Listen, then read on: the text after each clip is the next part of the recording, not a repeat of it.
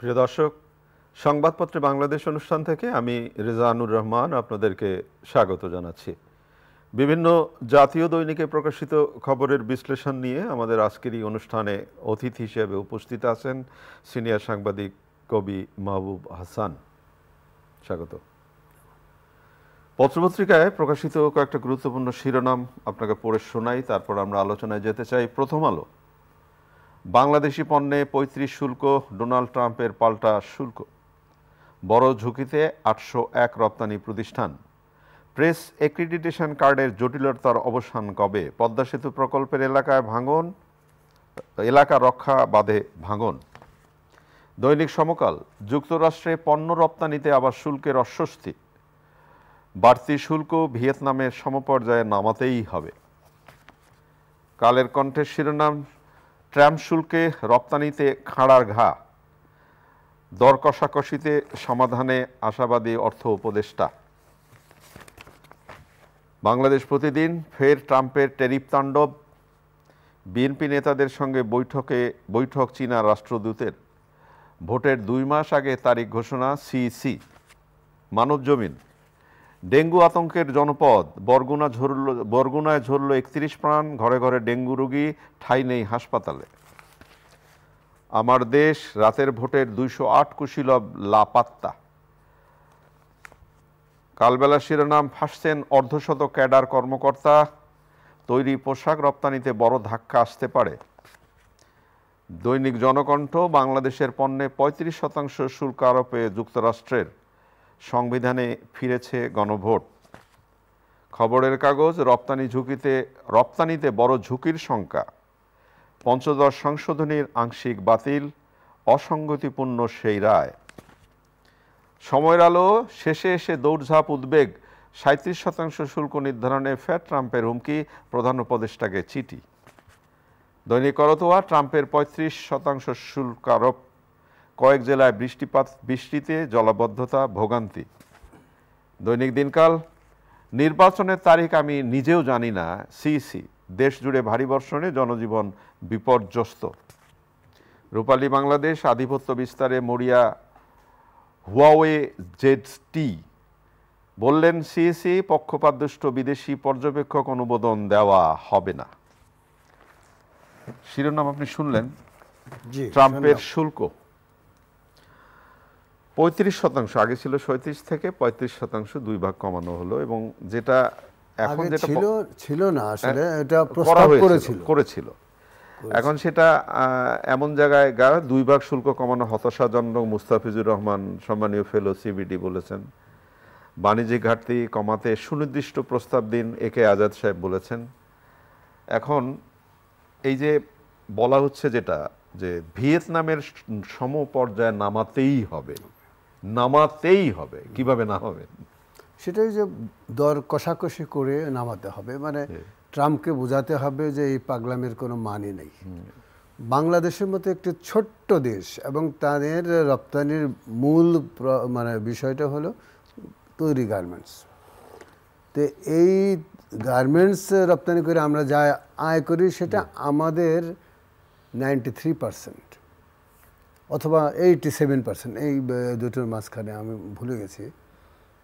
তো এই টাকা আমেরিকার যে বাজারে যে কি, এই যে 35% শুল্ক আরোপ করে কয় টাকা আর্ন করবেন তিনি, আমাদের জন্য বড় যেটা, সেটা তার জন্য কিছুই না। যে কোনো একটা স্টেটের তার যে বাৎসরিক যে এই যে বাজেট, তার চেয়ে 10-15 গুণ কম বাংলাদেশের বাজেট। তো এই ভদ্রলোক কি কারণে বাংলাদেশে আছে, তার মানে এর পেছনে কোনো সুনির্দিষ্ট সুপরিকল্পিত একটা কথা আছে, সুপরিকল্পিত একটি লক্ষ্য আছে যে বাংলাদেশকে সাইজে আম করতে হবে। আচ্ছা আচ্ছা। আপনি দেখবেন যে বিশ্ব রাজনীতি এবং বিশ্বের সামরিক যে বিষয় আশয়গুলো, সেগুলো আমেরিকা শুরু করেছে আপনার আফগানিস্তান ধ্বংস করে, ইরাক ধ্বংস করে, সিরিয়া ধ্বংস করে, এখন ধ্বংসের পথে আছে হলো ইরান। তো ভিয়েতনাম নিয়ে তো একসময় হয়েছিল। ভিয়েতনাম তাদের এত আদরের কেন? আদর কেন হলো যে এর পিছনে যে ওই যে ক্ল্যাশ অফ টু সিভিলাইজেশনের যে থিওরি স্যামুয়েল হান্টিংটন, অধ্যাপক হান্টিংটন উনি দিয়েছিলেন, সেই ক্ষেত্রে দেখা যাচ্ছে যে দুটো সভ্যতার ক্ল্যাশ হবে, একটি হলো ইসলাম আর একটা হলো ওয়েস্টের সিভিলাইজেশন। তো ইসলামের যে ঊর্ধ্বগতি সেটাকে থামানোর জন্যই বেসিক্যালি 90-এর দশকের থেকে শুরু করে আজও পর্যন্ত সেই বাহানাই চলছে।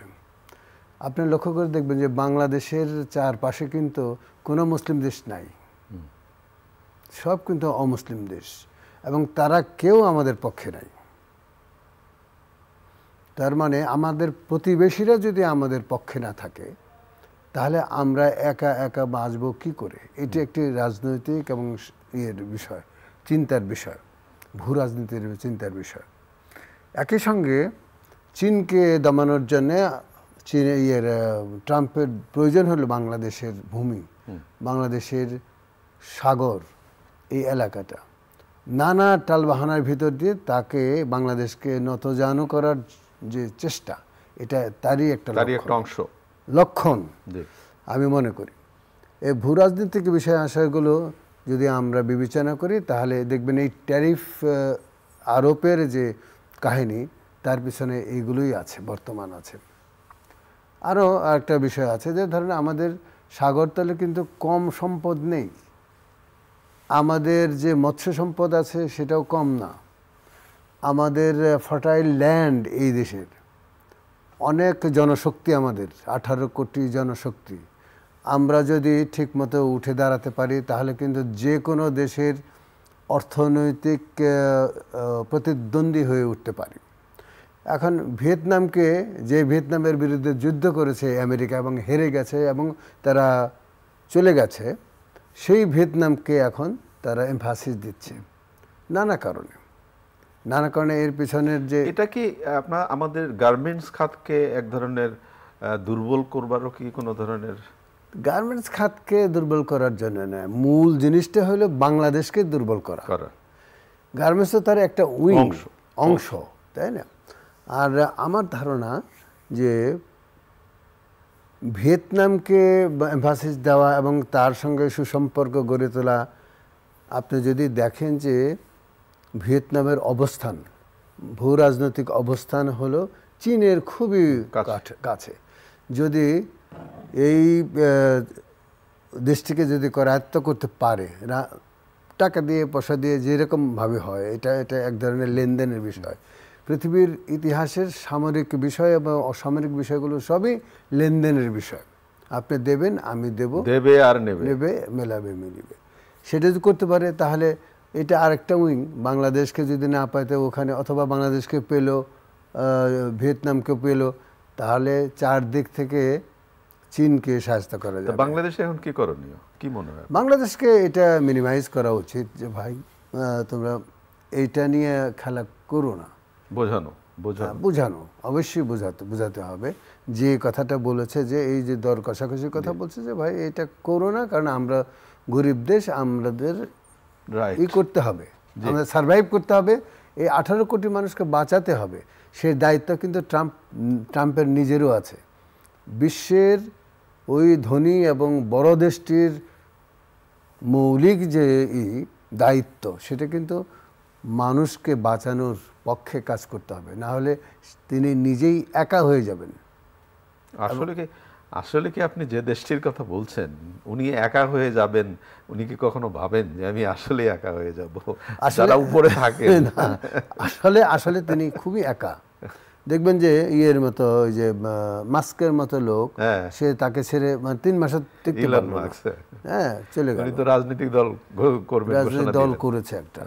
তো আপনাকে বুঝতে হবে যে এই পাগলামের কোনো মানে নেই। আমেরিকার মতো অর্থনীতি, আপনি যত সহজ ভাষায় বললেন যে এই পাগলামির বা কোনো মান নাই, নিশ্চয়ই এর থেকে আরো বেশি বোঝেন যে পাগলামিটা তার দরকার আছে কি নাই। কিন্তু ওই যে বলেন না যে আমাদের এই যে ছোট দেশ কতটা অসহায় হয়ে যাব, সেটা যদি তার মাথায় থাকতো বা থাকে, তাহলে তার এইভাবে তিনি সেই কাজটি করবার কথা না। বললাম যে এর পিছনে আরেকটা তৃতীয় কোনো লক্ষ্য আছে, যার জন্য এগুলো মানে করছেন উনি। এই যে ধরেন মিয়ানমারকে মানে এই যে কি বলে স্যাংশন দিয়ে তো তাকে মানে এই করেছে, কিন্তু করায়ত্ত করতে পারে নাই, চীনের কারণে সেটা পারে নাই। অনেক ধন্যবাদ। আমরা একটু অন্য আলোচনায় যেতে চাই। বৃষ্টি, বন্যা এবং এই বন্যার সময় এলেই আমাদের সেই বাৎসরিক একটা দুর্ভোগ, বন্যা কোথাও হবে, নদীর ভাঙন হবে এবং মানুষের দুর্গতি হবে। তো এই বিষয়টা আমরা জানি এবং বন্যা তো মানুষদের নিয়ে আমাদের নানা ধরনের রাজনীতিও হতে থাকে, কিন্তু এবার বোধহয় খুব আগে থেকেই বন্যা চলে এলো। বিশেষ ফেনীতে কখনো ফেনী এলাকায় বন্যা হতো বা এটা কম হতো, ফেনী শহর ডুবে গেছে। এবং যেমন প্রথম আলোতে একটি ছবি ছাপা হয়েছে পদ্মা সেতু প্রকল্প এলাকায় রক্ষাবাদে ভাঙন। তো এটাও তো খুব ভয়ের সৃষ্টি করে। তো এই যে বন্যাপ্রবণ এলাকা বা বন্যাপ্রবণ দেশ হিসাবে আমাদের তো একটা নিজেদের রক্ষা করার একটা কি বলবো সুনামও আছে, কিন্তু সেইটা কখনো কখনো যখন বাঁধগুলো ভেঙে যায় তখন প্রশ্ন আসে এই বাঁধগুলো ভাঙে কেন? সেটাই হলো বড় কথা। প্রথমত আমাদের এটা মনে রাখতে হবে যে যদি আমাদের প্রচুর নদী, ছোট বড় মিলিয়ে প্রচুর নদী, আর 54টা নদী তো শুধু ভারত থেকে এসছে, যেটার আমরা ভাগিদার। তো এখন এই নদীগুলোর তলদেশ যদি ভরে যায় তাহলে আপনার এই হবে কি করে? আপনার পানি তো আসবে এবং সেটা তলদেশ বললে তো আসলে উপরিভাগটা তো আরো উঁচু হয়ে গেল, তখন তার পানি ধরে রাখার ক্ষমতা নেই। এই কারণেই বন্যাটা এই কারণেই হয়। আমাদের এটা সাংবৎসরিক না, একটি ডেকেড ধরে 10 বছরে একটা পরিকল্পনা নিতে হবে এবং ডিগিং যাকে বলে, অর্থাৎ নদীগুলা যেসব নদীতে আপনার বন্যা হয়, বর্ষার পানি এলে অথবা এই যে বৃষ্টি এলে সেগুলো ডিগিং করতে হবে। এটার কোনো বিকল্প নাই। আপনি ভারতকে দোষ দেবেন লাভ নাই কোনো, কারণ ভারত তো নিজে পানি ছাড়ুক আর না ছাড়ুক, ওইখানে চেরাপুঞ্জি এবং আদার্স এলাকায় যে এরকম বন্যা মানে বৃষ্টি হয় সেই পানির ঢালও বাংলাদেশে আসবেই, তাই না? ঢালুর বাংলাদেশে আসবে, ফলে আমরা সয়লাভ হয়ে যাব। তার মানে আপনি যেটা বলছেন যে নদীর তলদেশ যে ভরাট হয়ে গেছে, ড্রেজিং করে নানা ধরনের প্রকল্পগুলো যেগুলো নেওয়া হয় সেটা আন্তরিকভাবে সেই প্রকল্পগুলো যে কাজ করে না, প্রকল্পই নেওয়া হয়নি।